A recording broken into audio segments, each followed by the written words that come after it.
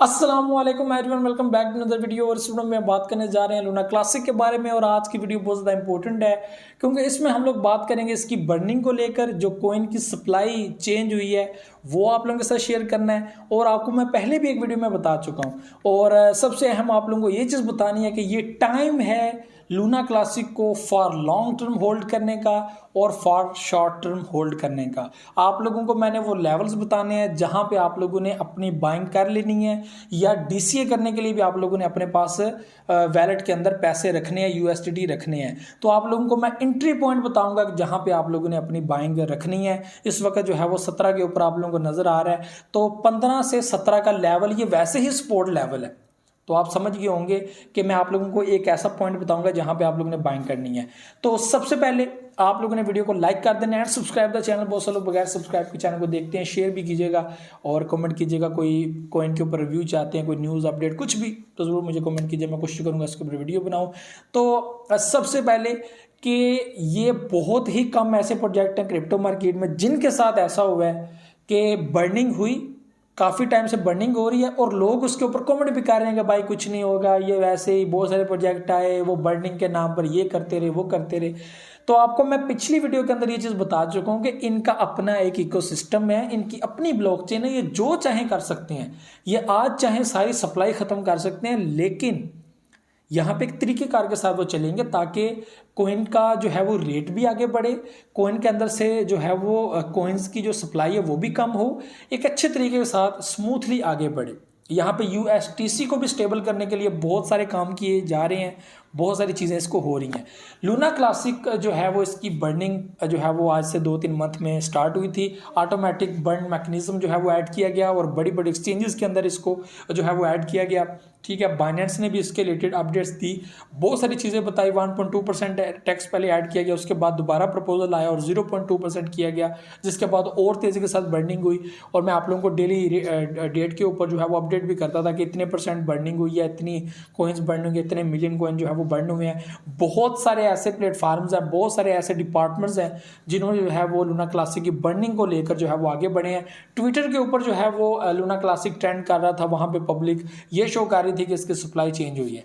यहाँ पे सबसे पहले आप लोगों को शो हो रहा होगा कि 5.9 ट्रिलियन जो है वो इसकी सप्लाई आपको नज़र आ रही होगी। ये जो 6.9 ट्रिलियन सप्लाई थी वो 5.9 पे चली गई है, यानी कि तकरीबन 1 ट्रिलियन पूरा जो है वो यहाँ पर हम लोगों को कम होता हुआ नजर आया। तो क्या हम लोगों को आइंदा 2 मंथ 3 मंथ में 1 और ट्रिलियन कम होता हुआ नजर आएगा? तो इसका मतलब हम लोगों को आइंदा 6 या 7 मंथ के अंदर इसकी प्राइस में अच्छा खासा हाइप जाता हुआ नजर आ रहा है। इस वक्त आप लोगों को हाइप क्यों नहीं मिल रहा? इस वक्त आपको वैल्यू में चेंज क्यों नहीं मिल रहा? सबसे अहम चीज़ कि पब्लिक इन्वेस्टमेंट नहीं कर रही। ठीक है, और फिर भी इतने डाउन जाने के बाद भी लूना क्लासिक ने अपनी प्राइस को होल्ड किया हुआ है 17 और 15 के दरमियान। ठीक है, सबसे नीचे इसका 13 और उसके नीचे जो है वो 15 और 15 से ऊपर 17। ये एक ऐसा जोन है जिसके अंदर इसने अपनी प्राइस को होल्ड किया हुआ है और उससे नीचे इसका सबसे एंड लेवल जहां से इसने पंप करना स्टार्ट किया था। तो मैं समझता हूं कि इस वक्त पब्लिक इसको अप्रोच कर रही है, इसके अंदर इन्वेस्टमेंट कर रही है और कल को एक ह्यूज इन्वेस्टमेंट इसकी प्राइस को बहुत ज़्यादा बुलिश कर सकती है, बहुत ज़्यादा आगे लेके जा सकती है। तो मेरे लिए ये प्रोजेक्ट इस वक्त बहुत ज़्यादा हॉट रेटेड है, हॉट लिस्टेड है। तो मैं ज़रूर आप लोगों को कहूँगा कि for short term, for long term इस कॉइन को ज़रूर अपने वैलेट में रखिएगा, वरना आप लोग एक बड़ी गलती कर सकते हैं। और मैं तो ये गलती बिल्कुल भी नहीं करता। और मैं अगर मुझे लग रहा हो ना कि यार ये चीज़ें इसके रिलेटेड हो रही हैं, तो इसका मतलब इसका असर आएगा। ठीक है, यानी कि एक बड़ा तूफान आएगा। ठीक है, और जो है वो फिल वक्त जो है वो बड़ी आराम आराम से हवाएं चल रही हैं, बता रही हैं कि भाई एक बड़ा तूफान आने वाला है। तो ये एक जो है वो एक बड़ा सुनामी आप लोगों को देखने को मिलेगा लूना क्लासिक के अंदर भी। एक तो शिबा इनू के अंदर आप लोगों को देखने को मिलेगा, एक लूना क्लासिक के अंदर आप लोगों को मिलेगा। और मुझे लगता है लूना क्लासिक के अंदर पहले आप लोगों को देखने को मिलेगा, क्योंकि 2 मंथ के अंदर ही 1 ट्रिलियन सप्लाई को कम कर देना और उसकी वैल्यू आप लोग देख रहे हैं। और कल को थोड़ी सी इन्वेस्टमेंट यानी कि $1 और $2 बिलियन अगर मजीद लूना क्लासिक में आ जाते हैं, ठीक है, मजीद अगर लूना क्लासिक में $1 और $2 बिलियन आ जाते हैं, तो इसकी वैल्यू कहाँ से कहाँ जा सकती है? कॉइन्स कम है, ठीक है, सप्लाई कम है। तो ऐसे ही जो है वो मज़ीद बर्निंग अब इसकी बर्निंग और ज़्यादा स्पीड से होगी। ठीक है, ये बिल्कुल भी वो चीज़ नहीं है कि भाई हमारे पास कॉइन्स हैं अब हम इसको बर्न करने वाले हैं। तो ये तो एक फ्रॉड है, एक फार्मूला है पब्लिक को लूटने का, क्योंकि जब बर्निंग होती है ना उसमें से पैसा निकाला जाता है। तो ये वो बर्निंग है जिसमें पब्लिक जो है वो बर्न करती है। ठीक है, जिसमें बड़े डिपार्टमेंट्स बर्न करते हैं कि यार हमारे पास कॉइन्स हैं, आप बताओ, हम बर्न करते हैं। ये टीम जो है वो बर्न नहीं करती। टीम ने आपको प्लेटफार्म दिया बर्निंग का, आपने उसको यूज़ किया और आपने वहाँ पर बर्न किया।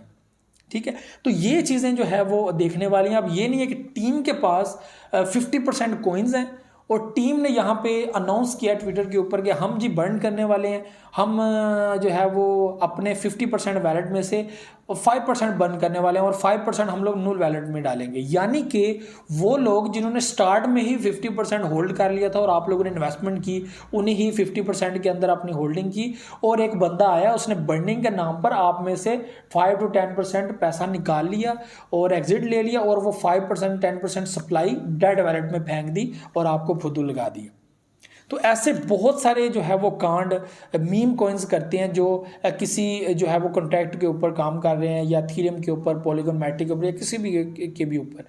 तो ब्लॉकचेन जो प्रोजेक्ट होता है वो आपको असर दिखाएगा अपना और पूरा दिखाएगा। और ये चीज़ अपने दिमाग में रखिएगा कि टेरा लूना एक बेहतरीन प्लेटफार्म है और इसके साथ जो चीज़ हुई थी वो कैसे हुई, किस तरह हुई और किस तरह उन्होंने तेज़ी में USDC को स्टेबल करने के लिए अपने बिटकॉइन सेल किए और उसके ऊपर पैसा लगाया, लेकिन स्टेबल नहीं कर सके। ये सिस्टम ऐसा कोलैप किया कि जो है वो फिर उसका बचना पॉसिबल नहीं था।